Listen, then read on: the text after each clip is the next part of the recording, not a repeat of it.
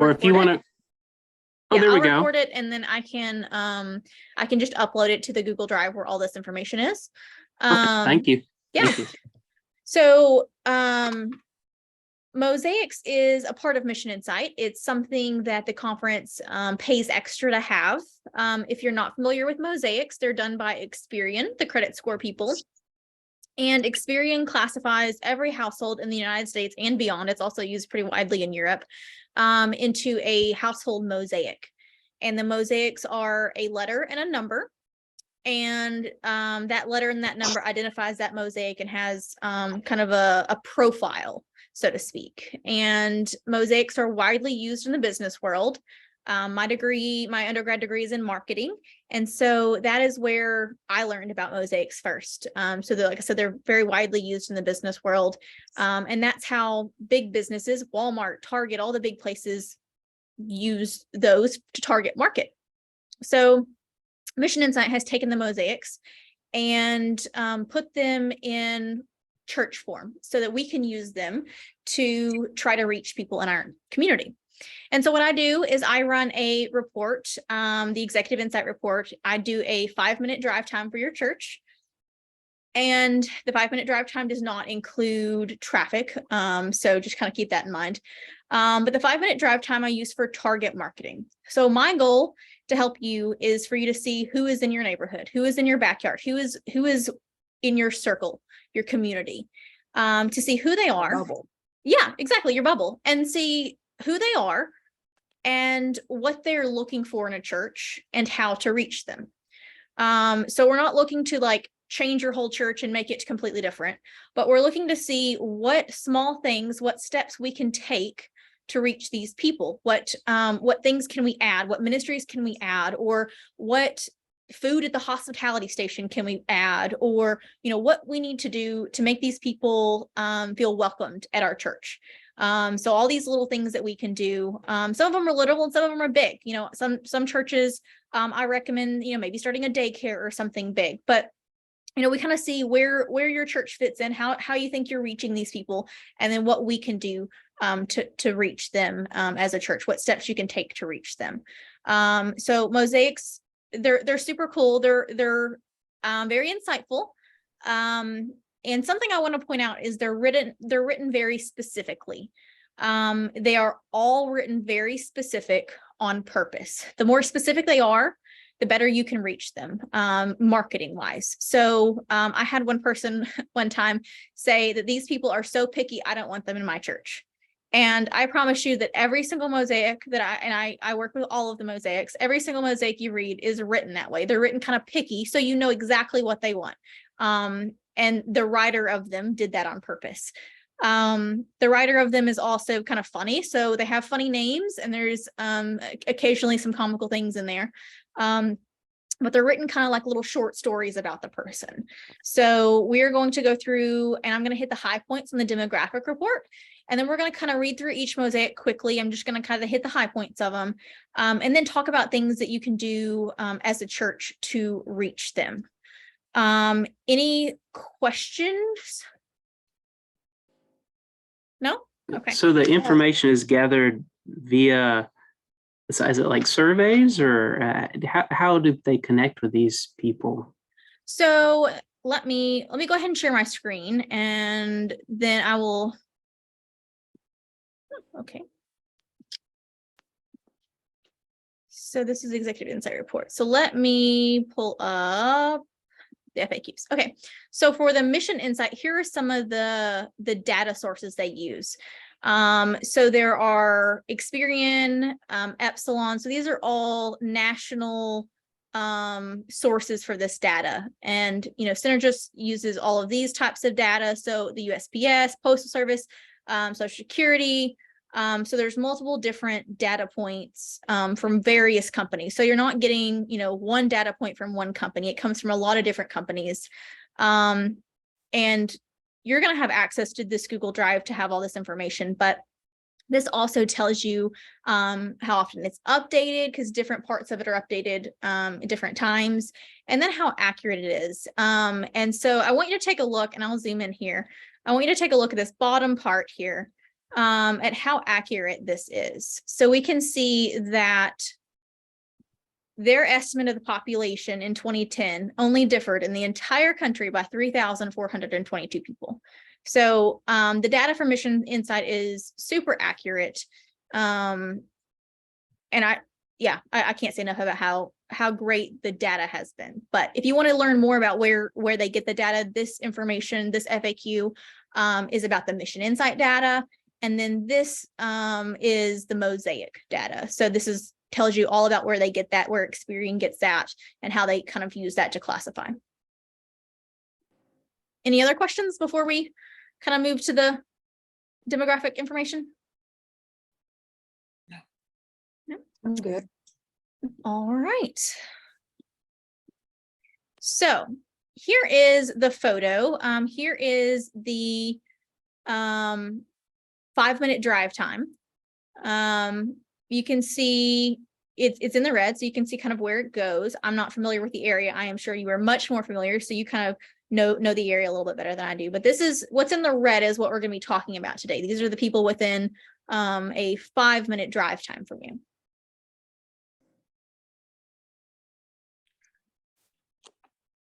And I also want to note, because I thought this was interesting, in this red area, there are not any other churches, which a lot of times when I do like 5-minute drive times for other churches, like I said, I do these reports all the time for all sorts of churches in our conference.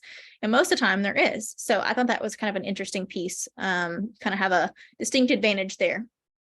You mean other Methodist churches. Okay, yeah. Yes. I was about Yes. to say we definitely have other churches. Yeah, these are just yeah. United Methodist churches. We got Yeah. 17 churches here. I know. I was like that. Yeah. But yeah, that is unique. You're right. We do have one other Methodist, but it's not United Methodist. Right. Gotcha. Yeah. So taking a look here at the population, looking kind of at 2022 here, you have 3,930 people. Your population is declining, but not a crazy amount. I would not consider this, a large decline. You're pretty much staying stagnant over the next 10 years. Nothing major.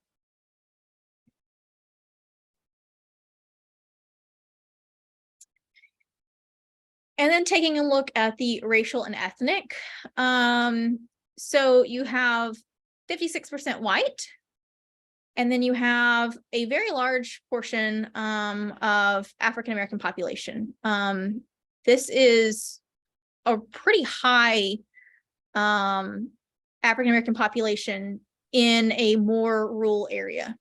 So I was surprised to see this personally.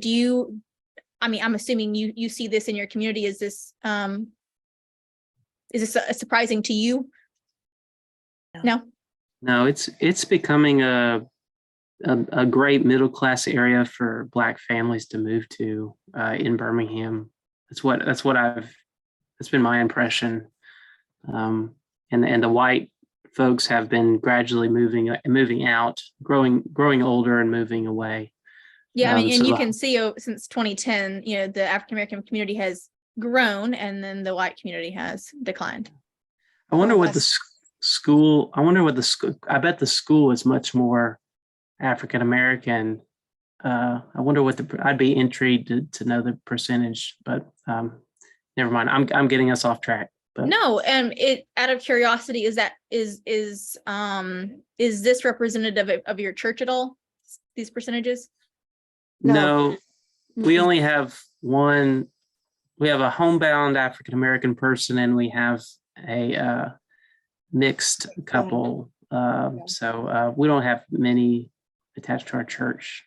We have much more older folks, and that's what I'm seeing in your numbers here. Not only are they moving toward the grandchildren, we have more dying than they are moving. That's right. Yeah, most of the moving happened earlier, right? Faith, we got hit by a tornado in 2011, and it killed like 60 people or something, right? And not in our church, but it caused it catalyzed the moving of especially white folk away from us. So yeah, a lot of the moving has happened already, but people are getting older and dying. Yeah. Interesting. Okay. Then I want to take a look here at the age trends. So yeah, so when you're looking at 2022, I like to look at the top three. So we're looking here, the top one is 35 to 54. And I don't like how they do this because I feel like that's a very broad range. People 35 are in a very different lifestyle segment than someone in the 54 range. So that's kind of why I like to look at the top three. So the second highest is your 65 and older. So that gives me kind of an idea that I would say a good number of these people are probably on the higher end of, like maybe the 45 to 54 range. So then I like to look at the third. And the third highest is children, 5 to 17. So what that tells me is that this is probably pretty divided. You have probably half is in that 45 plus. And then you have, and even 45-year-olds can have, 17, 16, 17-year-olds. So that's probably pretty accurate. And then your other half is probably the younger ages, so the 5 to 6, 7, 8, they have children in the younger age. So this is probably pretty divided in the 35 to 54. And you have a good number of families, and you also have a good number of 55 plus. So you're pretty divided. What that tells me is one of two things. You have either children and grandchildren moving back to be, or staying to be with their parents to take care of the grandchildren, or vice versa. You have grandparents either moving with or staying to be with their children and grandchildren. That is usually what that kind of tells me when there's a pretty good split. And then looking in the future, these numbers pretty much stay the same. Your children go up a little bit. The family, the 35 to 54 pretty much stays the same. The 65 and older grows a little bit, not by much. So you're pretty much stagnant with these top three over the next 10 years at least.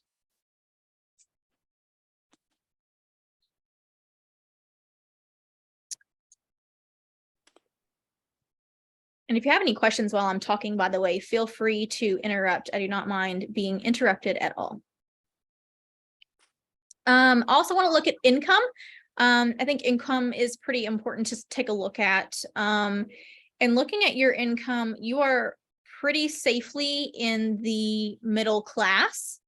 You don't have a large population, of a very low income. You have a pretty wide variety here of middle class income. So nothing stands out to me major. You're pretty in the middle.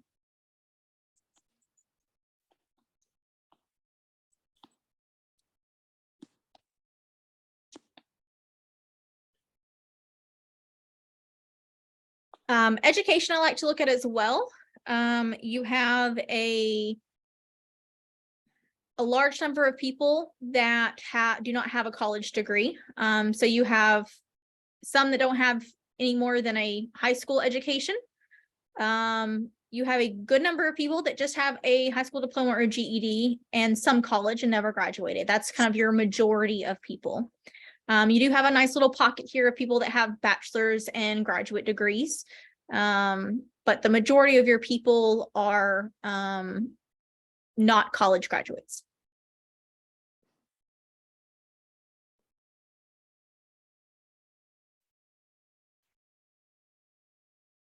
And this is where we get the Mosaic information. So these are, first of all, I like to look at usually the top two Mosaics. I like to try to get about 20 to 25% in the top two Mosaics. So we're looking at 20 to 25% of the people within that red part of the map. And I like to kind of deep dive into those. So when you look at target marketing, you start small, which is where our 5-minute drive time is. And then you pick some people that you can target, that you can reach. And so by picking these top two here, Basically what we're trying to do is reach the most amount of people with the fewest amount of resources. So we're going to target these people because they are most readily available and they're closest to us. So we're looking at D18 and Q64 today. These are your top two mosaics. D18 makes up 320 households, or 21.5% of the population within 5 minutes from you.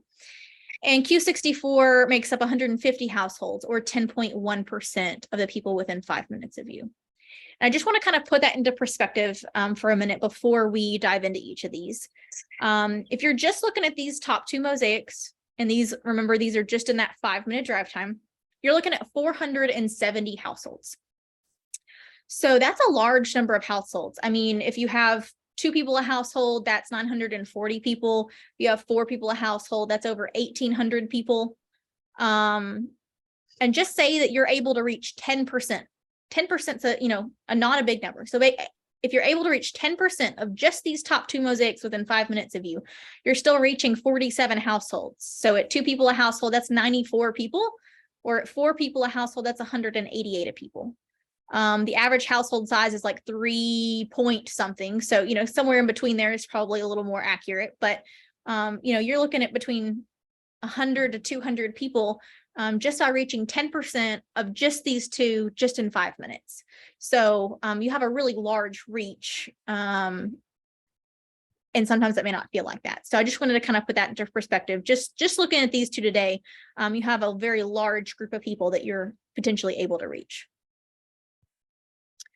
So that's all for this specific demographic report. Do you have any questions for me before we kind of deep dive into the Mosaic portion of each of these? No.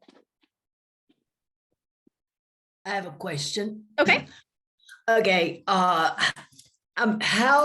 would we read this as to know, like, what is suburban style? I mean, what group or, what demographic are we talking about? Like I figure golden years as probably older people, and boomers, that might be my age, but how do we know what these others are? Yeah, so the others, we're not going to focus on the others today, just because they're a really small piece of the pie. And so when we look at target marketing, we're kind of looking at the biggest piece of pie that we can get, the most amount of people that we can reach. If you're interested, though, I mean, I'm happy to share with you and you can read through them. They're probably going to be a little boring, but we're going to talk in detail and read about these 2 today to get some more information. And something I wanted to point out to you, you said something about the age range. Mosaics do not have an age, and that's a little strange. Some of them will talk a little bit about age if they are overwhelmingly one age range, but in general, mosaics are not divided by age. They're divided by people groups. They're very neighborhood centric. And for example, I'm under 30 and I have neighbors over 50, and both me and one of my neighbors have the same mosaic. So they're not necessarily classified by age, although some of them are. And we'll see today. I know the mosaics well because I work with them all the time. D18 is going to be those kind of families that we were talking about, the even the biracial families. And then these are going to be those kind of 55 plus people from the mosaics. I know that because I have done these very many times, but we'll kind of dive into those. But if you're interested in seeing these, I'm happy to share that with you. But when we're target marketing, we're just going to kind of focus on the top 2 to have something to kind of focus on. Does that make sense? Any other questions? I think my only question, and you don't have to elaborate on this too much, but I'm intrigued by the only one that's well below the state average, the Pastoral Pride, Rural Southern Bliss. I don't know if if you could briefly just share what that means, that they don't do parades for their pastors. No, so these are more of like the country folk, very much, like living in the RVs on lakes, very into hunting and fishing, those sorts of people. And I don't particularly, I think this is fun to look at, but I don't particularly think this matters, because if you have whole lot more of these people than the rest of the state, it doesn't really matter, like, or if you have a whole lot less than the rest of the state, all we're concerned about is who is next to you and how to reach them. So I think it's fun to look at, but I don't take too much stock in it. There's more. You also have a couple down here that are like that, but yeah, interesting to look at. Okay. Any other questions? All right, so we're gonna start with D18 since that's your top one. And the higher these numbers are, the easier it is to reach them because you have a whole lot of people that think the same way. So the fact that you have a really high top number and still a really good second number, that's easier for you. Oh, we have someone entering here. That's really good for you because it's easier to reach them. So if you have a lot of these little numbers, it's just going to be really hard to target market. So that's an advantage to you that you have some really good, especially the top number being really high. So we will look at D18. So like I said, I'm just going to kind of hit the high points. If you have any questions while I'm talking, feel free to interrupt me. So these are upper middle class couples and families living mainly in the expanding suburbs. They're the emerging biracial middle class. They're educated, upwardly mobile, and they tend to be religious. The church is an important part of their identity. They consider the church as an extended or large family. The churches that they attend usually have high profiles in the local community and host different agencies in the building, and they collaborate closely with social service networks in the community. These people are workaholics and they use their smartphones as virtual offices.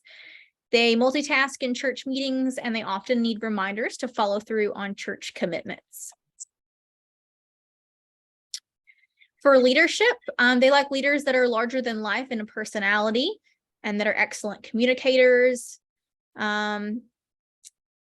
The support for the church is a direct measure of respect for the pastor.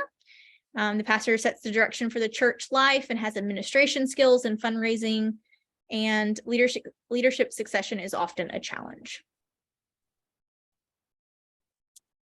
For hospitality, make sure every door is covered and provide warm welcomes and make an instant spiritual connection.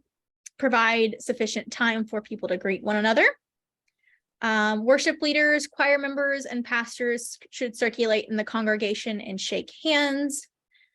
Refreshment food should be high quality and purchased from supermarkets, and make sure that refreshment areas, hallways, restrooms, and meeting rooms are safe and secure. For worship, they like inspirational singing. The message is highly motivational and includes practical advice. Mission stories are often shared, and musicians are often seen as the front line of evangelism.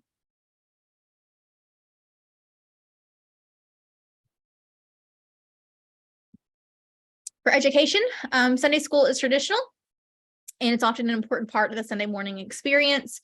It's often scheduled before or in between worship services so that all generations can participate. Youth groups are a high priority, and youth ministry sometimes demands professional training or even a staff person at the church.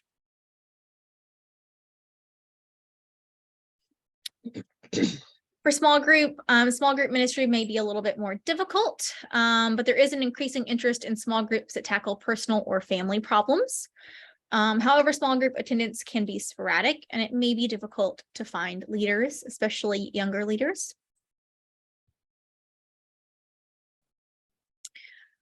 For outreach, these people worry about the future. Any program that helps them improve themselves is attractive to them, and they look for opportunities to explore spiritual gifts and expand their horizons. And they concentrate their attention on local concerns.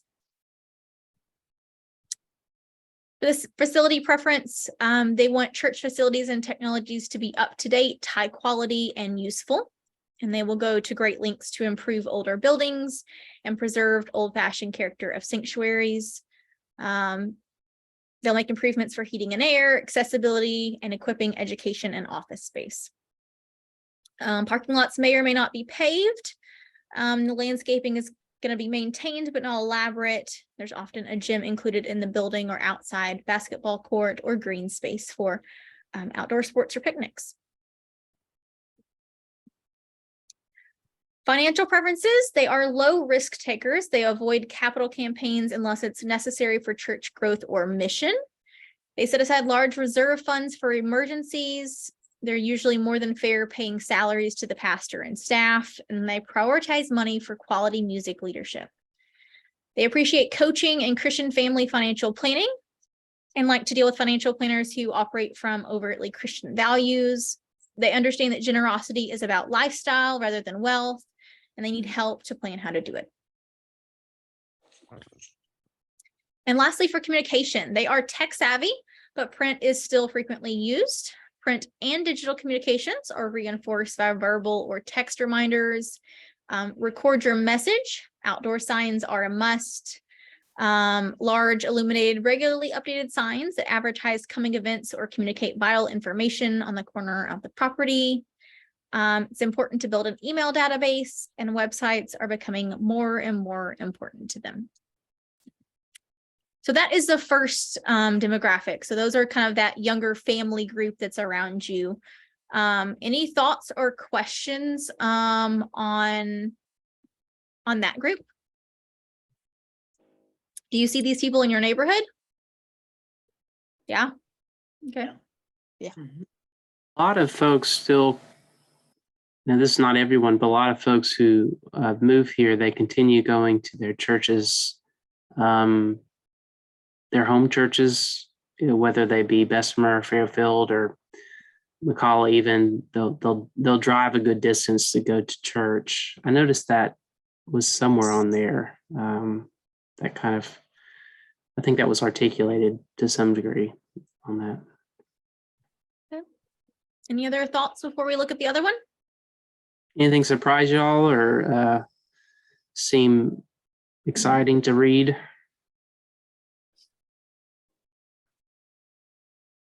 Well, All right. no. I think we're good. A lot of those are, I mean, it was like, yep, that describes us to a T. Yeah. It's true. And I think some of those points we are trying to hit by upgrading a lot of things and implementing a lot of new things. And so it does fit us quite well. Were you surprised at how accurate it was? Yeah, kind of. Yeah. Okay. But I've been out of touch for 2 years. They'll tell you I've been through breast cancer, so I'm not really up to date. So this is very all surprising to me. Understand.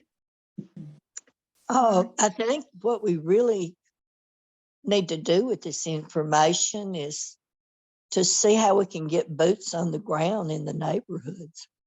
Yeah, exactly. Well, that is my goal to help you before we end this tonight. All right, let's take a look at this second one now. Q64. So these are stable, minimalist seniors living in older residences and leading sedentary lives. So these people are not particularly mobile and they like to stay close to home. They're downsizing their possessions and are content with less. They're happy with their standard of living and don't worry too much about themselves, but they're worried about the world, their local community, and the future of the church. They're generous towards the church and concerned that the younger generation will pick up responsibility for its survival. And they're glad to volunteer or donate for a good cause. For leadership, they like an ordained pastor that's graduated from a well-established school of theology, that resources and facilitates the decision of the board, but doesn't dictate policy or presume to take on too much authority. They like pastors that are frequent and excellent visitors in homes or institutions, sensitive to personal milestones, and that are supportive to individuals struggling with personal issues. They expect pastors to be on call 24/7, be intelligent preachers and teachers, and be available for counseling and caregiving.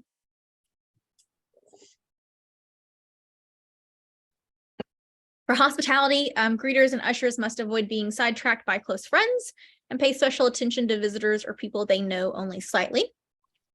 Refreshments are simple, but should offer several choices, a mix of sweet and fresh fruit and vegetables, people are going to be lingering longer to talk with friends.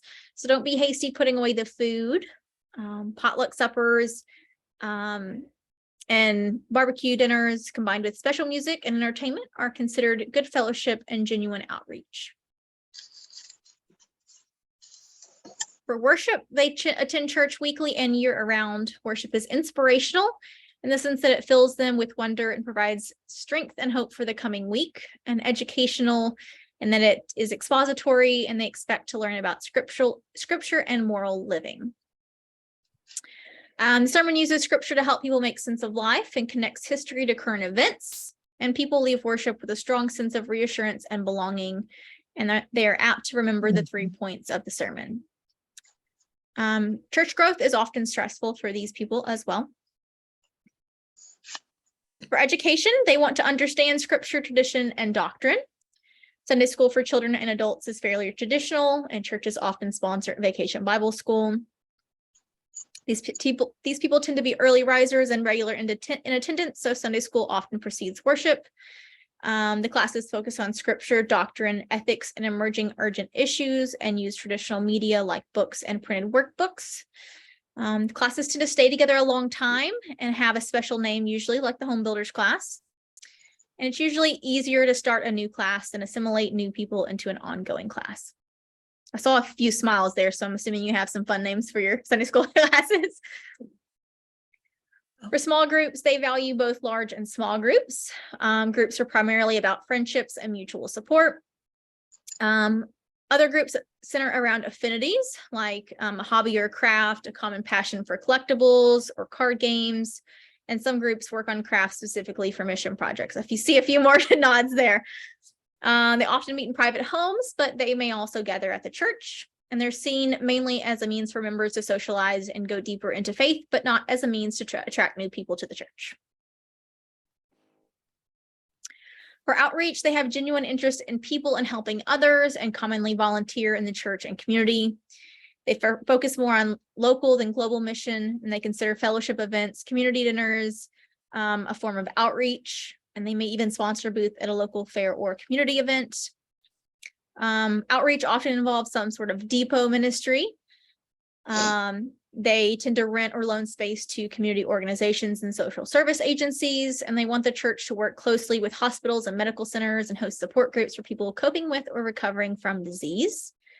And they often support denominational camps and retreat centers like Sumatanga. For the facility, they like traditional sanctuaries. They're hesitant to renovate or change the building. Technologies are modern in the sense that they often rely on older audio systems, print hymnals, pew Bibles, pipe organs, and grand pianos. They're unlikely to install video screens, and the electrical system may or may not support amplified instruments. But property maintenance is a high priority, and this may occasionally cause stress when outside groups rent or use the building. For financial preferences, they are cautious money managers and avoid financial risk. They try to be generous towards the church, and some may tithe.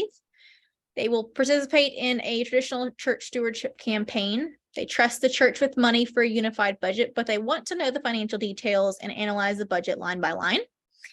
They like to keep significant financial reserves in case there's an emergency. And if there's an annual deficit, people will readily participate in fundraising to quickly correct the problem. And lastly, for communication, they're not very active users of the internet, but they will use social media to talk with family. They consider a website a form of a static brochure. The churches should rely on print and word of mouth, and even telephone trees, exterior signs. And something else I thought interesting, be careful that exterior signs might inadvertently contradict core values, like signs for no parking or no loitering can contradict values for hospitality and inclusiveness. So any thoughts on that mosaic?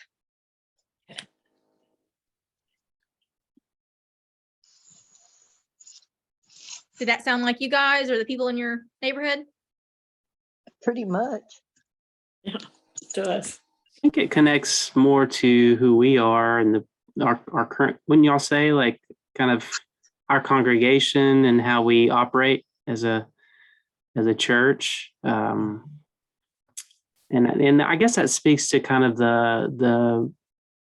the people who are still here but are aging out, but the new folks coming in maybe not so much. I'm making assumptions now, but that makes sense to me. But our church just does a great job at caring for our seniors. We have an Elder Bless program that where they don't play cards, they play dominoes, and our Sunday school teachers are excellent, and they've had a long-standing history of teaching and keeping with the same group. So I don't know. I heard a lot of connecting points to that one. Did y'all? Mhm. Yeah. So now we're kind of looking at kind of how to piece those two together. How can we kind of reach the people that we're not able to reach? And one thing that I do want to point out is there is something that you can do on Mission Insight. It's called Plot Your People. And so what you can do, and Matt, you would be the one to have to do this, and I can help you with this, is you can literally take your church database of the people that are in your church and you can plot them on Mission Insight. And what that does is I can then run a report called a comparative insight report. And so I can compare the people around you with who's in your church now. So I can see exactly, what mosaics you're missing, what ethnicities you're missing, what age groups you're missing. It's a really interesting tool to see kind of where your church needs to kind of fill in those gaps. And it's also a really interesting tool as we kind of talk about how to reach people, to be able to reach those people. So for instance, churches can use this data to reach people that are moving into a neighborhood. Say Donna lives next door to someone that's moving in a few doors down. So being able to connect people in the community that are moving in or whatever the case may be to people that are already in your church and kind of making those connections. That's a really fun tool that Mission Insight has as well. But kind of looking at how we can reach those D18 people, and I mean both mosaics, but specifically D18. When you're looking at hospitality, make sure your hospitality is covered. Make sure you have warm welcomes and someone at every door. I'm not sure about youth group, but youth group was something that was brought up, and especially with that D18 group, when you have a lot of those middle and high schoolers having, families want to bring their children to a church that has those things available for their children. So having something, even if it's not paid, having someone available to do that. It's great if you can reach the D18, but if they come to your church and, for instance, the youth group, there isn't a youth group or whatever the case may be, they may not come back a second time. So making sure you kind of have those resources in place, whatever they may be. Spiritual gifts was something that was mentioned as well. That is becoming really popular in a lot of different mosaics, doing some spiritual gift studies, like Bible studies on spiritual gifts, and even on like Enneagram. Those have become really popular. And I know of a few churches that have used them that went really well. Personally, before I moved here even, but personally, I worked at a church that we did an Enneagram Bible study, and that was the most well-attended Bible study that the church ever had. So something like a spiritual gifts Bible study. The technology, making sure that the technology is up to date. The D18 especially is interested in that technology. So making sure the hardware and software is up to date and you're recording your sermons. And just a kind of a shameless plug for what I do is we have grants available for things like that. So if your church has not gotten a grant, we have technology grants for online ministry. So that's something that you could do and get a grant to do. So we have the first grant is for $3,000 and the second grant is for $7,500. So you can get over $10,000 total to be able to upgrade your technologies to do online ministry. And that would be able to reach this group for sure. Have you guys gotten a grant for that yet? Yeah, we did both of them. You did? So, Okay, perfect. yeah. Perfect. We had over 100 churches, I think, get grants for that. So I could not remember.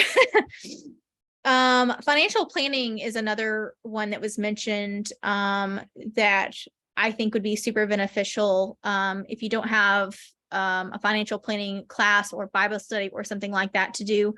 I know Dave Ramsey has one, and that's like kind of a paid thing, but if you have people in your congregation that are even willing, if you have a loan officer and a banker and a, whoever it may be, a CPA, whatever, they can do different lessons as well, on financial planning and different aspects of that. And that has been super beneficial, and just making sure that you kind of share these things with the community as well, so they know that these are available to them, would be a way to get people involved and interested.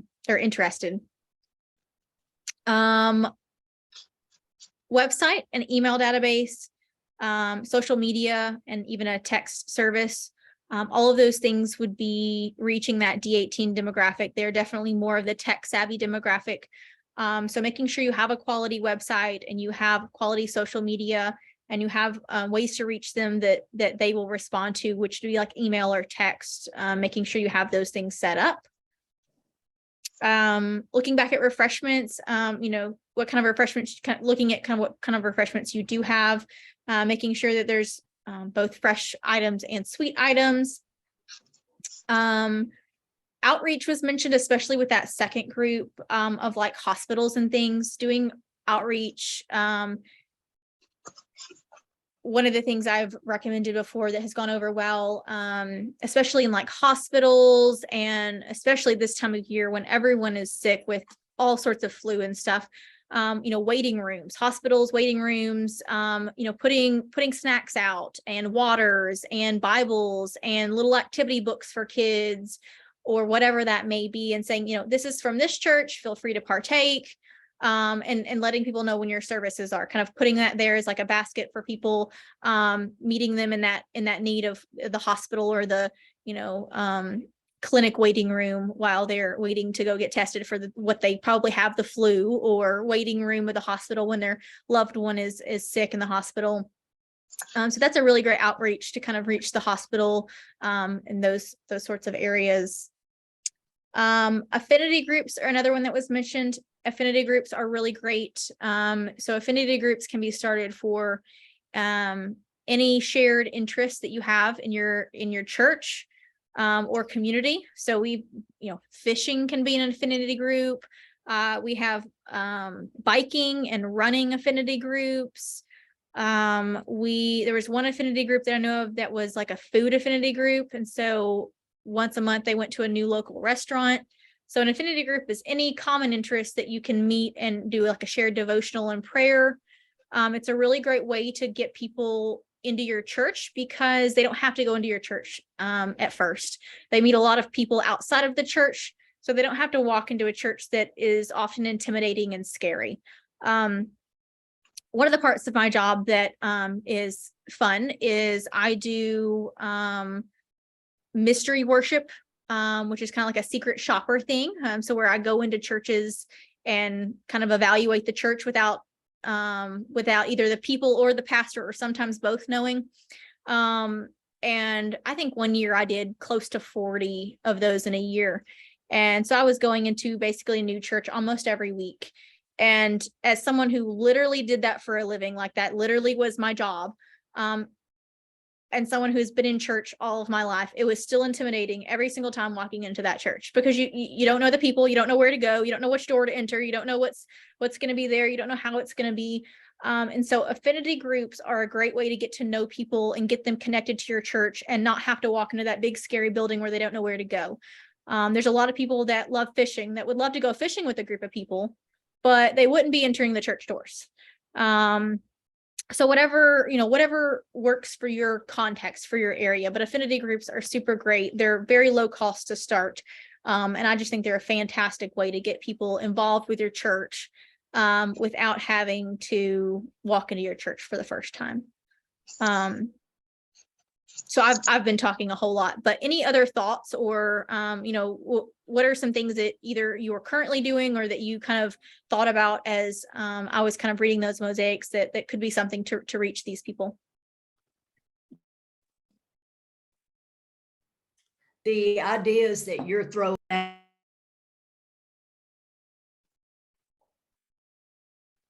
Susie. Oh, Susie, try that again. You got muted for some Oh. reason. okay.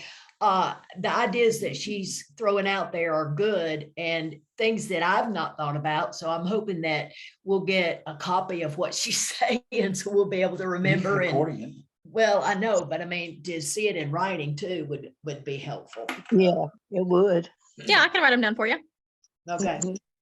And y'all can all get the documents that she showed us too. So that will be available. Yeah, Yeah. there's a whole lot more to those mosaics that if I read all of those, we would be here until midnight. So I just Yeah. kind of hit the high points, but y'all will probably want to kind of deep dive into those if you want some reading to put you to sleep. Well, I had thought of I think the financial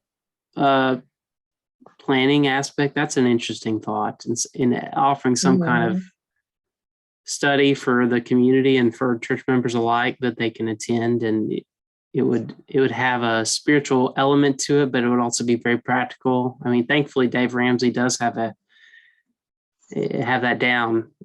So certainly we could use that.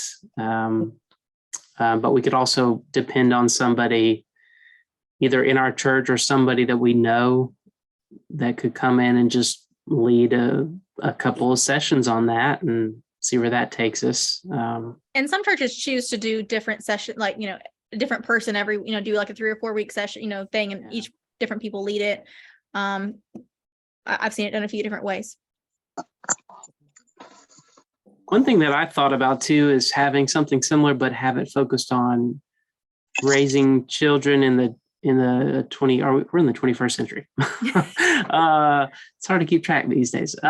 But yeah, raising children in this new world, most of that first group have children, I'm assuming, and working with how to manage technology and cyberbullying and pornography and just all these things that we as children did not have to face. It's kind of a scary world to be a parent. I speak from personal experience.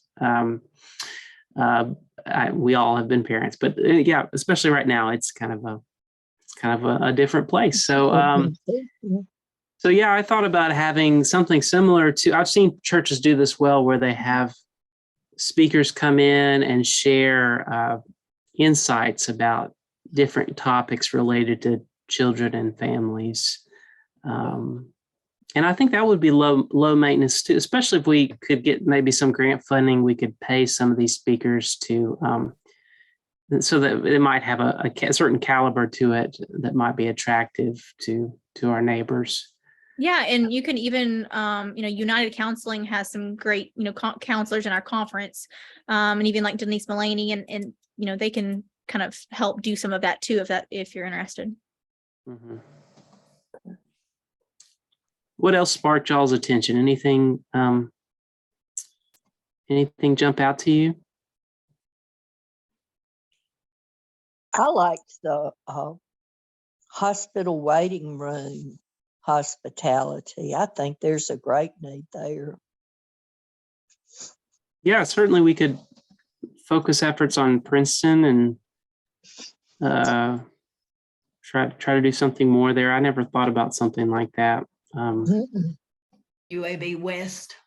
Yeah, UAB West. It's just a great way to show that you care, just putting something out there with, not having to meet them face to face, which again is sometimes a little scary, but just putting something there to show that you care and giving them your information for those that want to take it, even have some little cards out there, or just make sure they know, who it's from and your service times, and kind of give them an invitation without an invitation, if that makes sense. Yeah. Yeah. Also, anything you can take to the football game and hand out, we've talked about this before, whether it's handing out water with our church's name on it during, before a football game, would reach a younger age group. Mm-hmm. I know of a Definitely. church that, so there was, and I don't know if, I don't know your area, but there was a church that's in a rival area. So they had, but some of their kids are one and some are the other. So they had a rival game. And usually in those games, parents have to do the concessions. And so the church took over the concession. That way the parents could watch their kids in the game. And that was a big kind of community thing that everyone really noticed and enjoyed. So even something like that. It's a clever idea. Mhm. Faith, one thing that's, I didn't mention this to you, but it might be helpful for you to hear. Our church, compared to most churches, and I think most churches are like this, we just don't have many visitors that come into our door on a Sunday morning. So the idea of like the passive kind of welcoming people, that doesn't happen with us typically. I think we've had maybe real visitors, maybe 2 in the past 2 years, right? Would y'all? Mhm. Yeah. One joined our church, so that's great. And the other one loves us when she's available. But anyway, I say all that to say, like, I don't know if that's helpful for you connecting dots with your information, but yeah, it's not like people knock on the door, and I don't think we're alone in that. I think it's pretty common with a lot of the churches around here. Yeah. Yeah, and I Yeah. think having a presence in the community, a saying that I've heard that I think is so necessary is making sure that you're a church that if you just packed up and left, that the community would hurt and miss. So, being a church in the community, making sure that whatever you like, people know who you are in the community. People know exactly where your church is and exactly what your church does and what your church stands for, is really important. So, doing those things like putting things in waiting rooms or however, painting out waters with your church's logo on them, or however you can do that to give the hopefully true impression that your church is like a welcoming church and your church is there for the community, is going to be beneficial. In marketing, and this was back when I was in college, but in marketing, back when I was in college, at least, we learned that for a business to reach a person, it usually takes 6 touch points. And what that means is they have to hear your name, pass by your store, get something in the mail, whatever it is, at least 6 times before they ever consider using your business. And I can guarantee you that that number has probably gone up just by the way technology has changed. And I know for a fact that is even more in church world. So how can you get as many touch points as you can? How many times can a person in your community see your church logo, see your church name, see you being a part of the community in a week? What can you do? There are some churches, there was one church that I know of that not far from me that on a Monday morning, they went to the busiest intersection in the city and they passed out Hardee's biscuits. One Monday morning, they went and they passed out roses, just so people could get, nothing. They needed nothing. They just said, here is a biscuit from this church. Here is a rose from, this church. Here's who we are. So your goal is for people to know who you are and see your name and see your logo and see what you do multiple times throughout the week. And that's how you're going to get visitors, because people that don't know who you are, what you stand for, they're probably not going to walk in your door. But if they see Pleasant Grove's name 12 different times in the past 2 weeks, they're gonna be like, that church, where is it? And then they're going to look it up and they're gonna be like, I kind of miss going to church, or whatever it is. But you're going to have to, seeing your name one time or passing by your church isn't going to do anything for them. So as many touch points as you can think of or figure out is going to be the most beneficial way to get someone to walk in your door for the first time. I have a question. Yeah. If you need children, and Pleasant Grove desperately needs daycares because all the ones in town have closed, but having a daycare is a major investment in time and money, but it doesn't necessarily mean those people are going to come join your church. So how would you, I don't know if the question should be, how do you justify it, or how can you get something like a daycare to translate into either visitors or members? I think that you would have to go into it with a mindset of this is a mission project. And then Mhm. once you have kind of developed that and done it as a mission project, like we're doing this for our community because we want to help our community. I think you're going to have to go into it with that mindset and hope that, and know that you probably won't get anything out of it. Now, I think you can, but that's never a guarantee. Ways that you can kind of translate that a little bit, having them be a part of the Sunday morning service. I know that one church that I worked with did this a few different times, but they had they had a preschool choir. And so like one Sunday a quarter, they had the preschool choir come up in church. And so if your kid wanted to be a part of the preschool choir, then they had to be there on a Sunday morning, or they didn't have to be there, but they had the option to be there to show off what they had done. And the parents really wanted to come to see what their kid had been doing for the quarter. So it was a great way to kind of get the parents involved. And they also, I think they did a really great job with this. They also, every Sunday they had a kid from the preschool do something in the service. And so, hey, can you read scripture this week? Or, hey, can you be an acolyte, or whatever it was? They had at least one preschooler that was able to be a part of the service. And so, they'd always ask their parents, hey, can so-and-so come this Sunday and do this for our church? And so it was just a really great way to offer that have that invitation to bring them in. So those are some ways that you can get them in. It doesn't ever fully translate, you never know who's actually going to show up, but there are some ways to try to get them kind of involved, because parents always want to see what great things their kids are doing. And so if you can kind of have that on a Sunday morning, that can kind of get them there. But I think looking at it as a mission project is probably the most beneficial. And then anyone you get from that is just a bonus. And I think that the primary goal should be to teach these children who may have no idea what the Bible is or who Jesus is, to expose them to who Jesus is, so that they'll have that seed in their heart as they move on.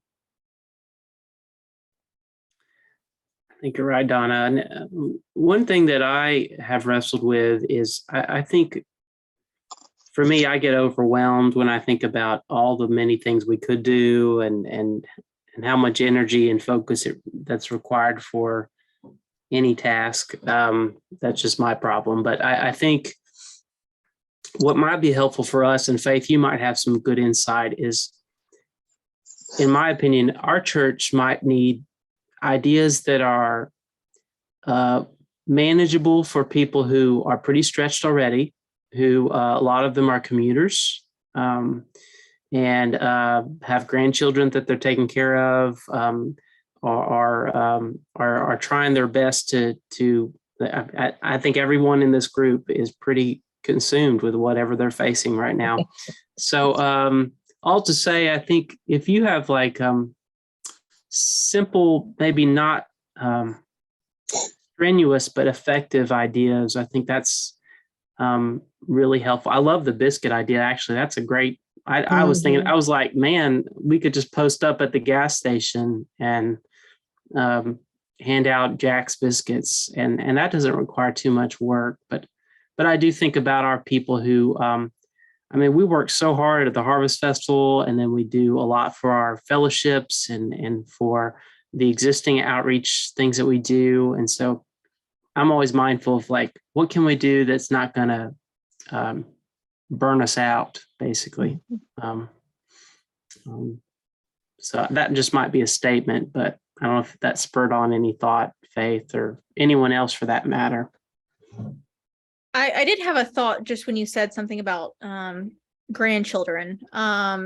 This kind of separation of older and younger in the demographics here.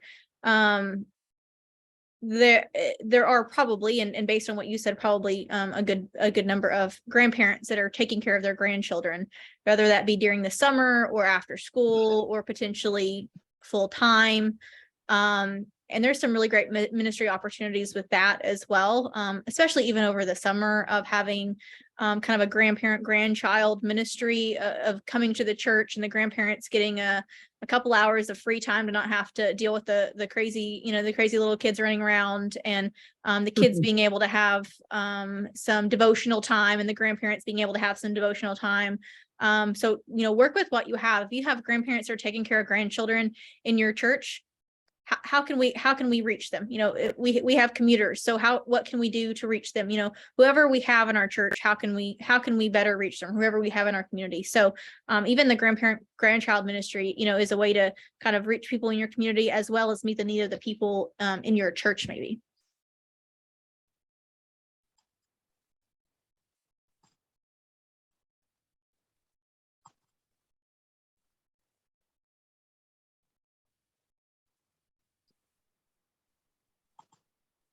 Any other thoughts on either of these mosaics, or anything that your church may be able to do to reach these people?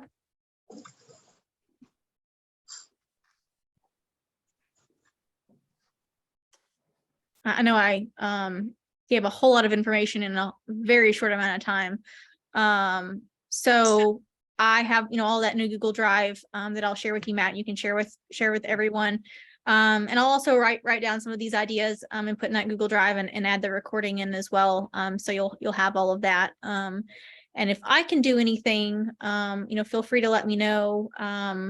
My background's in marketing, so I can do social media or website reviews or anything like that. I work with I'm part of the grants team. So if you're writing grants and need some help with that, I'm happy to help with that. And if you need me to come back for any of these things and kind of help flesh out some of these ministries or something that you want to do, I'm happy to meet again, or on a certain basis. I'm here to kind of help in whatever way I can. Well, we are so grateful for your information. This is really great, and I know I've learned some things that I didn't know.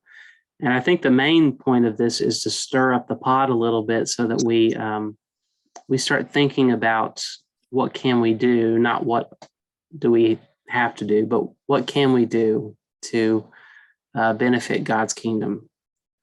So I appreciate everyone being present tonight, and I'm going to pass along all these documents to, I'll probably put it in the weekly email update so that you can just kind of open it. I'll see if I can do that. But I also appreciate Faith, just us getting to know Faith, because I think it might be good for especially Susie and Mary Ann, Donna, Mel, Alexia, for y'all just to reach out to her and ask her a question, a follow-up question, because I do know the conference does have grant funds available, but we need to be focused enough to know exactly what we want to do, and is it attainable? Is it something that we can actually manage as a church? So if we can get the ball rolling for that, I think we can do some really neat things together. But it just takes a little thought and focus to get it into action.